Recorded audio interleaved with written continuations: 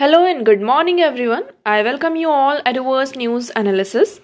Today is 12 October 2023 and we are going to discuss important news and articles from the Hindu newspaper. So let's see what important news we got today to discuss. So before starting the video, for PDF join Telegram channel Adverse News Analysis.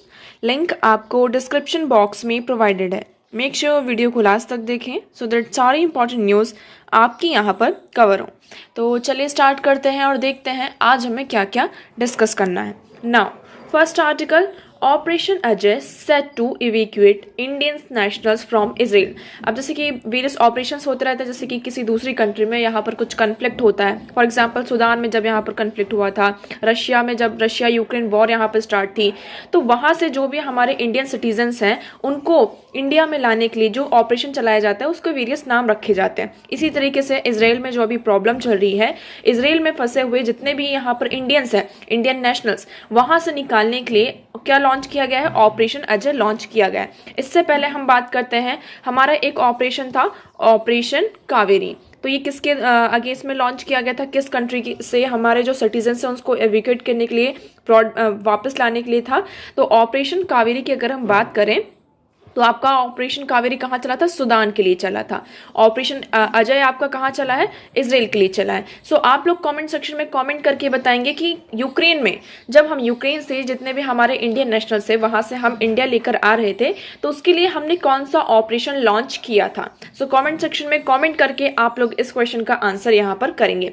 तो इसमें सिर्फ इतना ही है, operation Ajay. तो आपको यहाँ पर याद रखना, जैसे कि हमने ऑपरेशन कावेरी की बात की. ऑपरेशन कावेरी क्या है कि हमने क्या किया था? सूडान से अप्रैल और मई के टाइम पर आपका बात है, जब सूडान में कन्फ्लिक्ट हुआ था, तो वहां से हमारे जितने भी इंडियन नेशनल्स हैं उनको इंडिया में लेकर आया गया था. तो ऑपरेशन अजय किसके लिए है? इजराइल के लिए. आप लोग का क्वेश्चन क्या है यहाँ पर कि जब यूक्रेन से जब हम किसको लेकर आए थे? इंडियंस को लेकर आए थे, तो कौन सा ऑपरेशन यहाँ पर लॉन्च किया गया था. ओके, नेक्स्ट मूव करते हैं. अब चलिए नेक्स्ट मूव करने से पहले हम डिस्कस करते हैं हमारे कुछ क्वेश्चंस, उसके बाद हम देखेंगे हमारे आर्टिकल्स. तो पहला क्वेश्चन है हमारा, consider the following statement in respect of Bharat Ratna and Padma award. हम किसकी बात कर रहे हैं यहाँ पे? भारत रत्न एंड पद्म अवार्ड की बात कर रहे हैं. ओके, अब आप लोगों के पास यहाँ पर कुछ स्टेटमेंट्स दी गई हैं और आपको ये बताना है कि इसमें से कौन सी स्टेटमेंट आपकी करेक्ट है और कौन सी इनकरेक्ट है. नाउ पहली स्टेटमेंट ये कहती है कि Bharat Ratna and Padma award are titles under the article 18 sub clause 1 of the constitution of India. क्या कह रहे हैं कि जैसे कि टाइटल्स तो ऑलरेडी हम बात कर चुके हैं कि आपके जितने भी टाइटल्स हैं वो एबॉलिश हो चुके हैं, है ना. आप किसी को भी आपके पास किसी के पास यहाँ पे कोई भी टाइटल को एक्वायर करना नहीं है. बस आप क्या कर सकते हैं, अपनी एजुकेशन के थ्रू, है ना, आपने बहुत अच्छी एजुकेशन के थ्रू कुछ भी ऐसा किया, उसके थ्रू अगर आप टाइटल को एक्वायर करें, जैसे कि डॉक्टर लग जाता है, आपने पीएचडी यहाँ पे कंप्लीट कर ली, डॉक्टर लग गया, या फिर आपने डॉक्टरी पढ़ी, एमबीबीएस किया, तो फिर आपका डॉक्टर लगता है. तो ये जो सारे टाइटल्स होते हैं वो मतलब आपने खुद यहाँ पर अपनी मेहनत से कमाए हैं, तो वो टाइटल्स आपके लिए यहाँ पर कंटिन्यू रहेंगे. लेकिन ऐसे टाइटल जैसे कि राजा महाराजा और भी जो अदर टाइटल्स होते हैं, तो वो हमारे आर्टिकल में, मतलब कि हमारे कॉन्स्टिट्यूशन में उसको अबॉलिश कर दिया गया है. लेकिन हम किसकी बात कर रहे हैं यहाँ पर? अवार्ड्स की बात कर रहे हैं कि भारत रत्न और पद्म अवार्ड्स के कारण जो टाइटल्स होते हैं वो अंडर आर्टिकल 18 सब क्लॉज 1 के अंदर आते हैं. तो क्या ये स्टेटमेंट आपकी करेक्ट है? सेकेंड स्टेटमेंट की हम बात करें, Padma award which were instituted in the year 1954 were suspended only once. यहाँ पर हम पद्म अवार्ड की बात करते हैं. ये कब इंस्टीट्यूट हुआ था? आपका 1954 में. इसको एक बार सस्पेंड किया गया था. तो क्या ये सही है या गलत, ये आपको बताना है. लास्ट स्टेटमेंट है हमारी, the number of Bharat Ratna award is restricted to maximum of 5 in a particular year. इसमें ये कहा जा रहा है कि जैसे कि किसी भी अवार्ड को देने का एक नंबर होता होगा कि मान लीजिए फॉर एग्जांपल एक साल में हमें 120 अवार्ड देने हैं, या फिर एक साल में हमें यहाँ पे 30 अवार्ड देने हैं, 40 देने हैं, इससे ज़्यादा हमें अवार्ड्स नहीं देने हैं. तो थर्ड स्टेटमेंट ये कह रहा है कि number of Bharat Ratna award is restricted to maximum of 5 in a particular area. तो यहाँ पर जो मैक्सिमम हम 5 अवार्ड्स तक इसको रेस्ट्रिक्ट किया गया है. तो इसमें से कौन सा स्टेटमेंट आपका करेक्ट है, कौन सा इनकरेक्ट, आप लोगों को ये यहाँ पर बताना है. ओके, नेक्स्ट क्वेश्चन है हमारा, Which one of the following genetically modified crops is are legally allowed to be cultivated in India? आपके पास यहाँ पर 3 क्रॉप्स है GM मस्टर्ड मतलब कि genetically modified mustard, BT cotton and BT brinjals. इन तीनों में से कौन सा लीगली इंडिया में अलाउ है कि हम उसको कल्टीवेट कर सकते हैं? जैसे कि आप सभी को पता है कि आज के टाइम पर यहाँ पर जेनेटिकली मॉडिफाइड जो क्रॉप्स है उसके बारे में बहुत ज़्यादा बातचीत की जा रही है। इवन हमने कुछ दिनों पहले ही आर्टिकल्स भी यहाँ पर पढ़े थे। ये GT आपका जो BT कॉटन और ब्रिंजल से रिलेटेड यहाँ पर है। हम यहाँ पर बात कर रहे थे कि हम वीट के कुछ ऐसे मतलब कि आपके क्रॉप्स लेकर आएंगे, उनको मॉडिफाई करेंगे, उनको जेनेटिकली मॉडिफाई करेंगे कि वो क्या कर सके, जो आपका इस टाइम पे क्लाइमेट चेंज हो रहा है उसको रेजिलेंट कर सके। ओके, तो यहाँ पर हम किसकी बात कर रहे हैं अभी कि आपके पास 3 क्रॉप्स हैं, GM mustard, BT cotton and BT brinjals. तो इसमें से अभी लीगली किसको अलाउ किया गया है, किस क्रॉप को जो भी आपकी जेनेटिकली मॉडिफाइड क्रॉप्स हैं तो किसको यहाँ पे अलाउ किया गया कि हम उसको क्या कर सकें, कल्टीवेट कर सकें इन इंडिया। सो आपके पास ऑप्शन है 2 only, 2 and 3 only, 1 and 3 only, 1, 2 and 3। तो कमेंट सेक्शन में कमेंट करके आप लोग इन दोनों क्वेश्चंस के आंसर यहाँ पे करेंगे। वीडियो के एंड में आपको इन क्वेश्चंस के आंसर दिए जाएंगे। So ensure you are watching the video till end. चलिए मूव करते हैं नेक्स्ट आर्टिकल की तरफ। तो आज का हमारा नेक्स्ट आर्टिकल है UN security council reform is a song in a loop. अब देखिए हम बात करते हैं किसकी, UN सिक्योरिटी काउंसिल की। क्या है आपका UNSC भी हम इसको कहते हैं। ये कब कॉन्स्टिट्यूट हुआ था आपका 1945 में।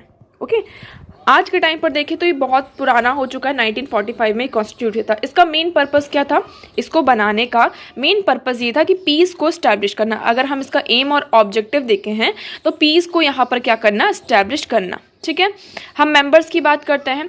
मेंबर्स इसमें क्या है, आपके 5 परमानेंट मेंबर हैं, 5 आपके परमानेंट मेंबर्स हैं और 10 आपके यहाँ पर नॉन परमानेंट मेंबर है। स्टार्टिंग में यहाँ पर 10 नॉन परमानेंट मेंबर्स नहीं थे, ये आप लोगों को याद रखना है। स्टार्टिंग में टोटल यहाँ पर हम UNSC की मेंबर्स की बात करें, परमानेंट एंड नॉन परमानेंट की, वो कितने थे, 11 थे। और आज के टाइम पर ये बढ़कर कितने हो चुके हैं, आपके 15 हो चुके हैं। इसका मतलब ये है कि UNSC में एक बार यहाँ पर रिफॉर्म हुआ है। और ये कब हुआ है, अगर हम इसका डेट देखते हैं तो ये आपका हुआ है, आपका हम बात करते हैं 1965 में। आप यहाँ पर देख सकते हैं that totally today there are 193 member state of the UN and only 15 members of the council, fewer than 8%. The one change ever made in the original charter in 1965 when the Security Council was expanded from 11 to 15 by adding 4 more elected non-permanent member। तो यहाँ पर क्या होता है, इन 1965 आपके जो भी non permanent member हैं वो यहाँ पर क्या होते हैं, उनको बढ़ाया जाता है। तो टोटल नंबर आपका 11 से कितना होता है, 15 होता है। ठीक है, इतना आपको समझ में आया। 5 परमानेंट मेंबर कौन कौन से हैं, आप एक बार यहाँ पर कमेंट सेक्शन में कमेंट करके बताएंगे। अभी परमानेंट मेंबर्स के पास क्या है, आपकी वीटो पावर है।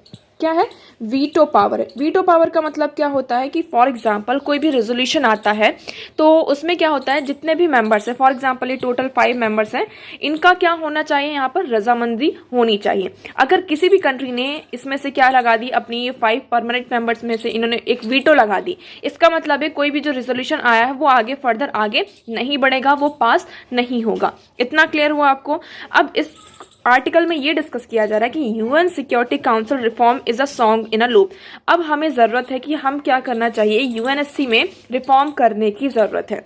आप इसमें 2-3 इसमें स्टेटमेंट्स हैं उसको पढ़ेंगे, आपको बहुत ही अच्छा समझ में आएगा। इवन ये स्टेटमेंट बहुत ज्यादा इंपॉर्टेंट भी आपके लिए हो जाता है। सो आप देखेंगे जो प्रेसिडेंट है टर्की के, उन्होंने ये कहा कि security council has ceased to be guarantor of world security and has become a battleground for the political strategies of only 5 countries। यहाँ पर अगर हम सिक्योरिटी काउंसिल की बात करते हैं, इनका मेन पर्पस ये था कि वर्ल्ड में सिक्योरिटी प्रोवाइड करना और पीस को स्टैब्लिश करना, ये गारंटी करना था। लेकिन आज के टाइम पर अगर आप सिक्योरिटी काउंसिल को देखते हैं, UNSC को हम देखते हैं, तो वो क्या बन चुका है, एक बैटल ग्राउंड बन चुका है for the political strategies of only 5 countries. यहाँ पर जो आपके 5 परमानेंट मेंबर हैं UNSC के, उनके लिए एक पॉलिटिकल स्ट्रेटजी का बैटल ग्राउंड बन चुका है। इवन जो आपके UN के सेक्रेटरी जनरल एंटोनियो ग्यूरेट साहब है, उन्होंने भी ये कहा कि world has change, our institution have not. World यहाँ पर चेंज हो रहा है। 1945 में इसको स्टैब्लिश किया गया था, इस इंस्टीट्यूशन को।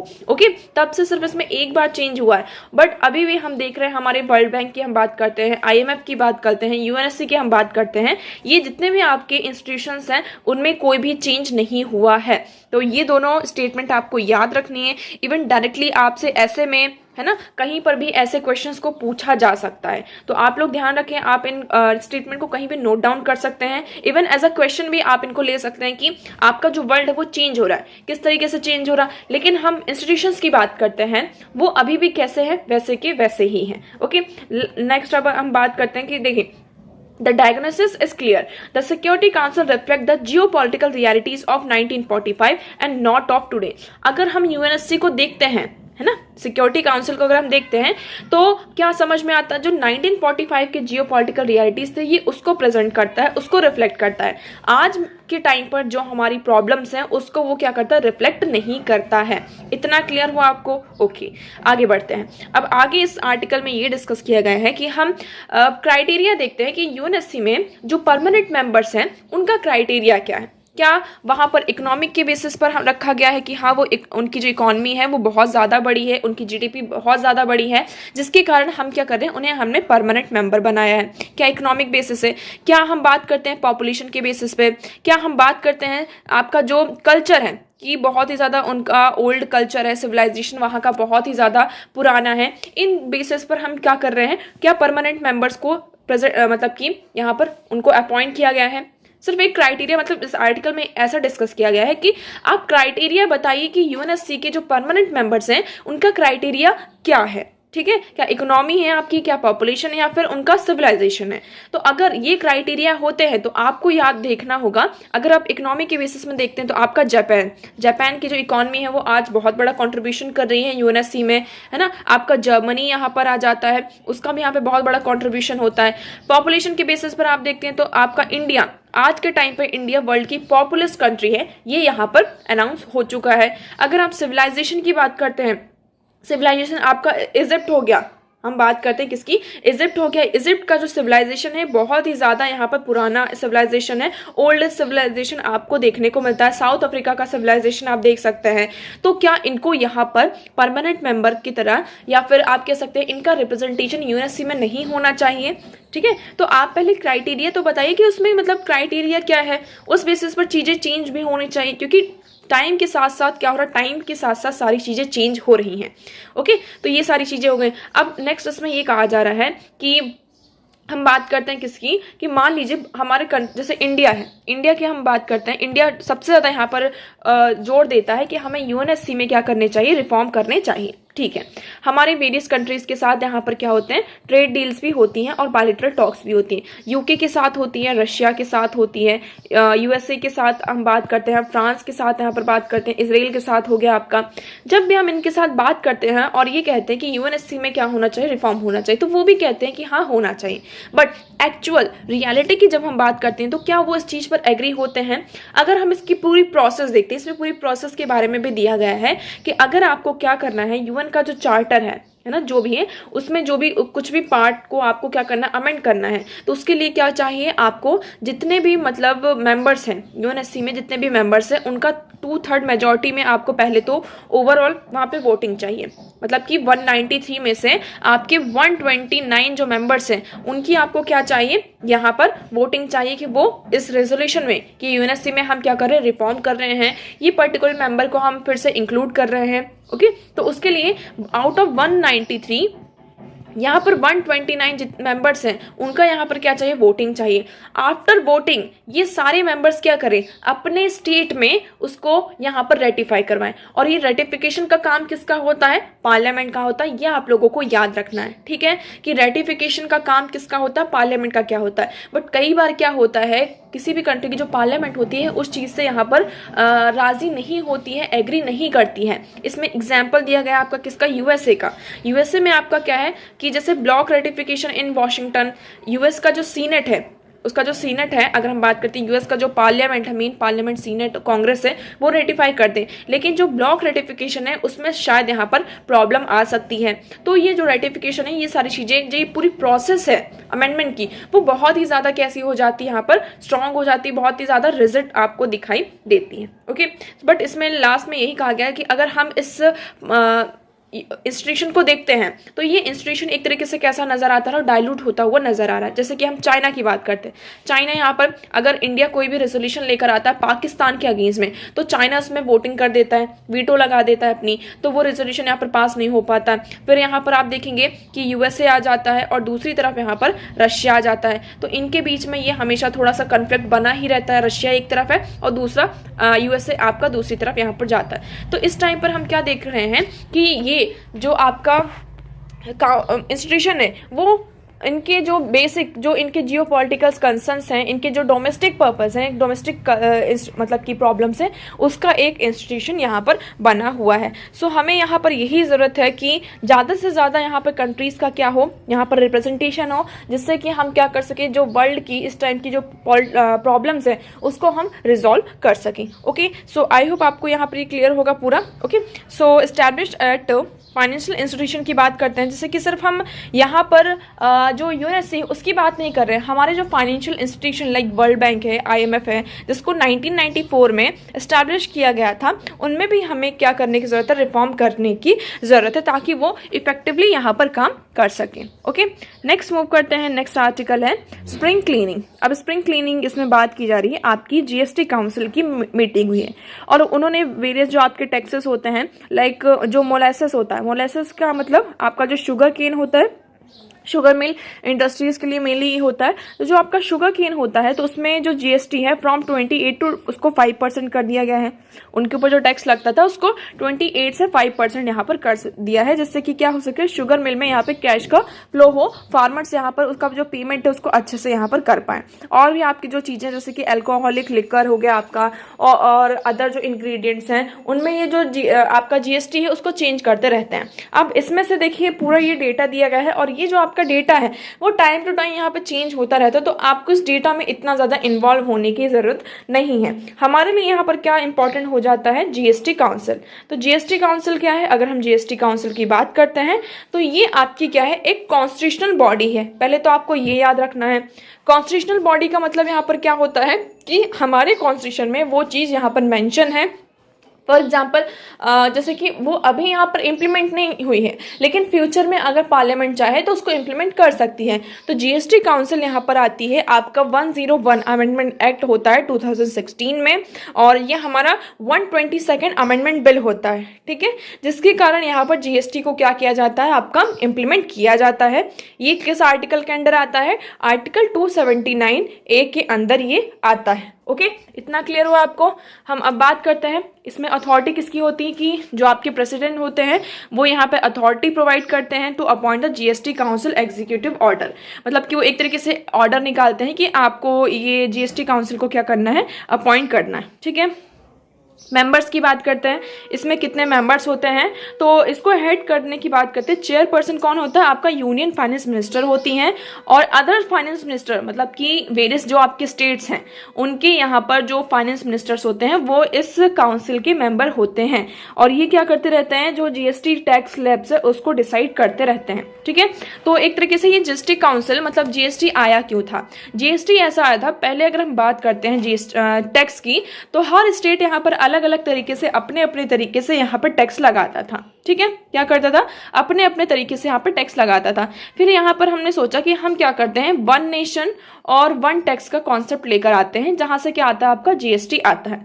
तो ये बहुत ही अच्छा आपका एग्जाम्पल हो सकता है, किसके बारे में हम बात करते हैं, जो कोऑपरेटिव फेडरलिज्म है, ठीक है, कोऑपरेटिव आपका जो फेडरलिज्म है, तो उसमें आप जीएसटी का यहाँ पर एग्जाम्पल पुट कर सकते हैं। ओके, आई होप आपको ये यहाँ पर क्लियर होगा।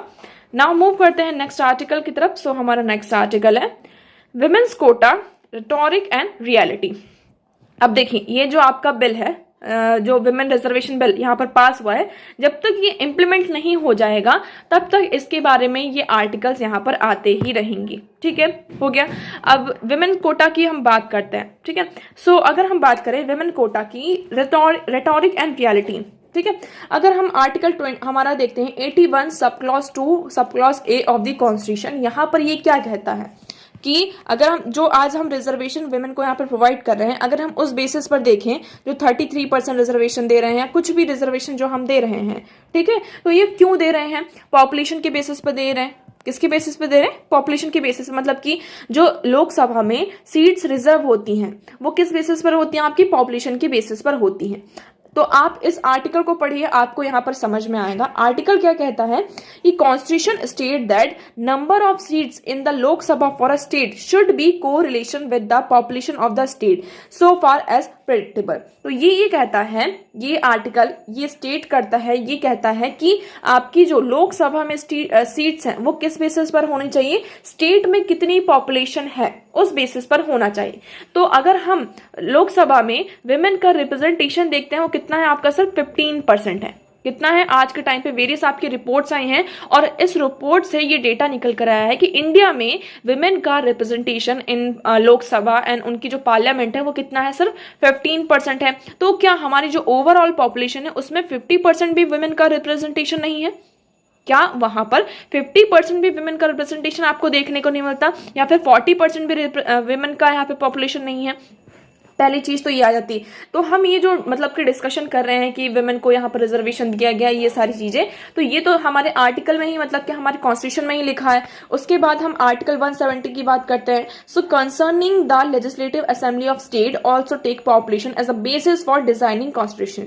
हम यहाँ पर आर्टिकल 70 भी यहाँ पे किससे कंसर्न करता है कि जो भी आपकी कॉन्स्टिट्यूंसीज होती हैं वो किस बेसिस पर डिसाइड होती है? पॉपुलेशन के बेसिस पर डिसाइड होती हैं। अब इसमें 2-3 चीजें यहाँ पर डिस्कस की गई हैं। पहली चीज ये डिस्कस है कि अगर हम बात करते हैं कि आपका ये जो विमेन रिजर्वेशन बिल है वो क्या हो चुका है? पास हो चुका है। आप सभी को पता है कि जो विमेन रिजर्वेशन आज के टाइम पर यहाँ पर एक्ट बन चुका है। अब ये कहा जा रहा है कि इसका इम्प्लीमेंटेशन कब होगा? पहले यहाँ पर डिलिमिटेशन होगा। क्या होगा? डिलिमिटेशन होगा। उसके बाद 2029 जो आपका नेक्स्ट जनरल असेंबली इलेक्शन होगा यहाँ पर और पार्लियामेंट का इलेक्शन होगा, उस टाइम पर इसको क्या किया जाएगा? इंप्लीमेंट किया जाएगा। ये पहला है, ठीक है।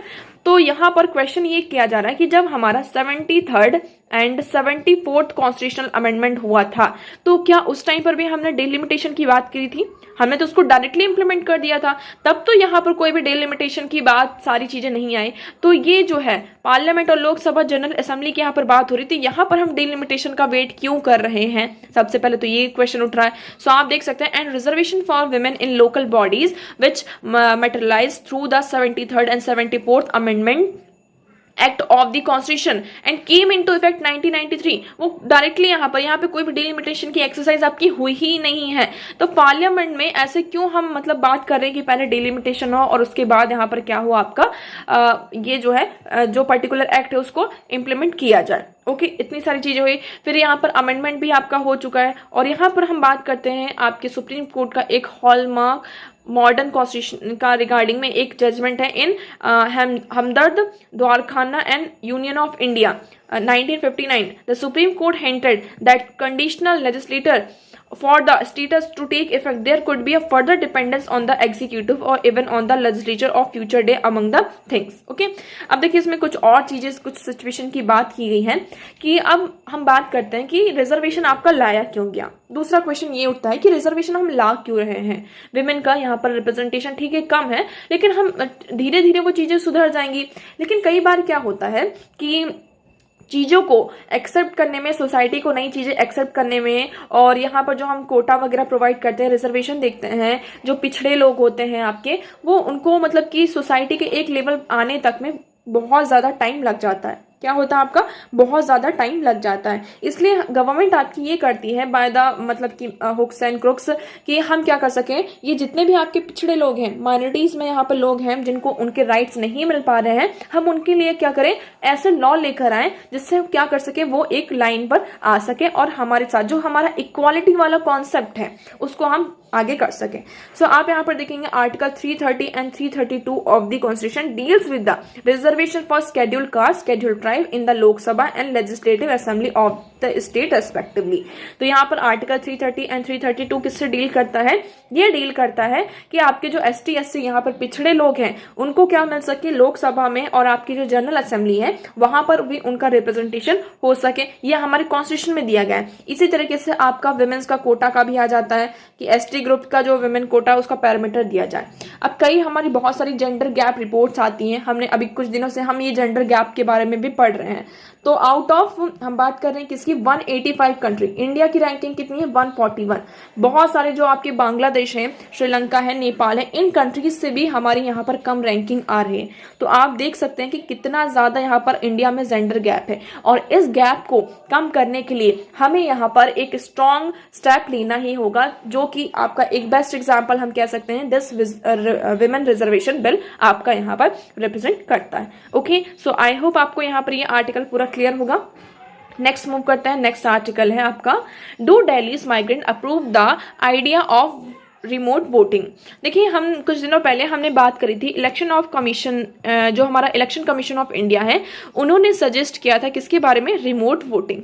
किसके बारे में, रिमोट वोटिंग। रिमोट वोटिंग का क्या होता है, ये मतलब क्या है आपका रिमोट वोटिंग का? फॉर एग्जाम्पल, आप रहने वाले हैं यूपी के, आप कहाँ के रहने वाले हैं, यूपी के रहने वाले हैं, लेकिन आपको यूपी में ऐसा कुछ चीजें अच्छी नहीं लगी और आप काम की तलाश में कहाँ चले गए, आप आंध्र प्रदेश चले गए। कहाँ चले गए, आंध्र प्रदेश चले गए। आप वहां पर लंबे समय तक रह रहे हैं, आपको वहां पर काम भी मिल गया, सारी चीजें मिल गई, आप वहां पर रहने लगे। लेकिन आप कभी कभी यहाँ पर लौट कर आते हैं अपने घर देखभाल के लिए, सारी चीजें के लिए, लेकिन आपको जब भी काम का वो होता है तो आप कहाँ जाते हैं, आंध्र प्रदेश में जाते हैं। तो ये इस तरीके की जो चीजें होती है उसको हम माइग्रेशन कहते हैं, है ना। आप कुछ टाइम के लिए या फिर जॉब के लिए, किसी चीज के लिए एक प्लेस से दूसरे प्लेस पर जाते हैं, उसे हम माइग्रेंट्स कहते हैं।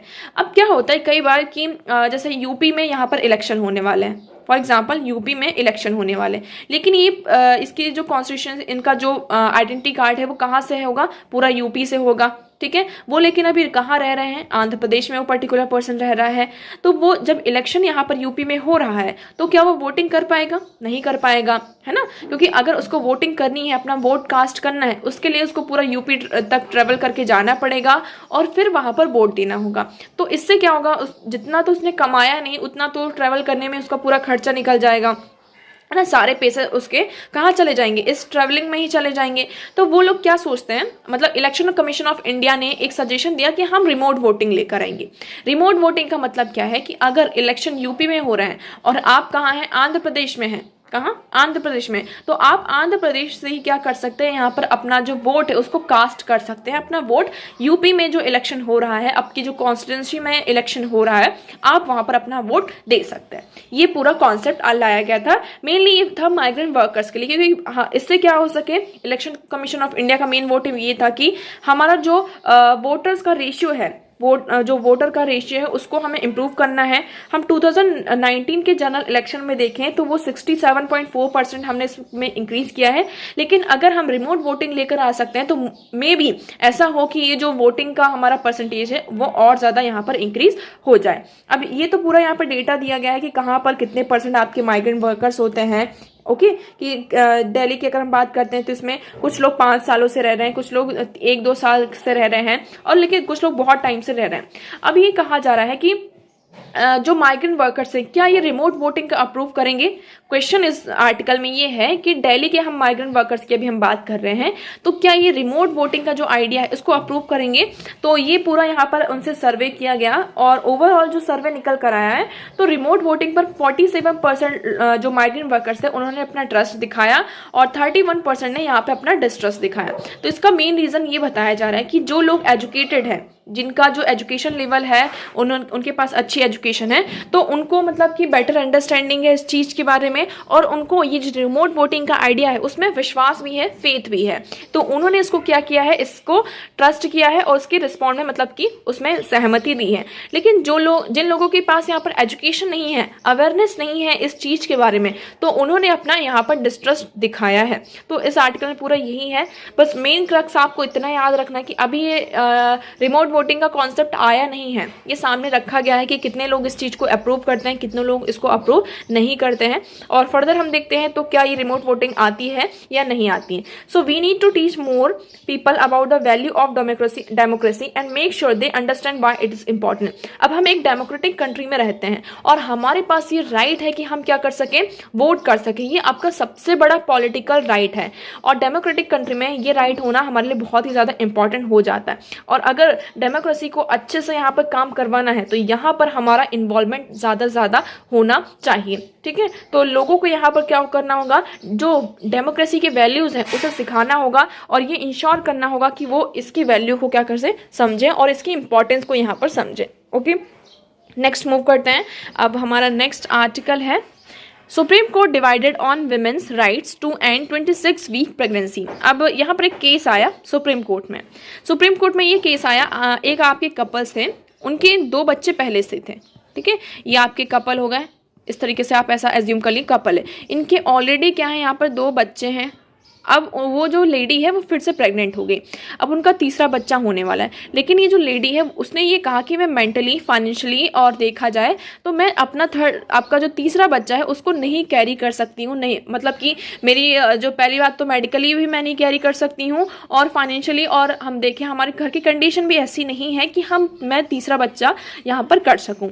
तो इसके अबॉर्शन की बात यहाँ पर चल रही कि इसको क्या किया जाए, अबॉर्ट कर दिया जाए। फिर ये पूरा केस आपका सुप्रीम कोर्ट में जाता है, कैसे यहाँ पर ये कहा जा रहा है कि अगर हम बात करते हैं किसके, हमारे एक्ट की, medical termination of pregnancy amendment act 2021 है, इसमें जो आपका अबॉर्शन का टाइम है वो कितने दिन का है, 24 वीक्स का है। कितना है, 24 वीक्स का है। और ये कहा जाता है कि अगर इससे कोई मदर में ऐसा कुछ केस आ जाता है, डिसफॉर्मिटी का डिटेक्ट होता है फीटस में कि उसकी जो फीटस है उसमें कुछ डिफेक्शन है, सारी चीज़ें, तो उस बेसिस पर और मदर की जो लाइफ है उसको बचाने के लिए भी हम क्या कर सकते हैं, फिर यहाँ पर एबॉर्शन कर सकते हैं। लेकिन अभी ये केस ये आ रहा है कि जो बच्चा है वो अभी पूरी तरीके से स्वस्थ है और यहाँ पर आप जो टाइम है वो भी ज़्यादा हो चुका है। तो यहाँ पर आप देखें, so Aishwarya Bhati however said women has no absolute right autonomy to exercise her reproductive right in a way that would take away the right of her unborn child। तो इसमें ये कहा जा रहा है कि women के पास ऐसा कोई भी राइट नहीं है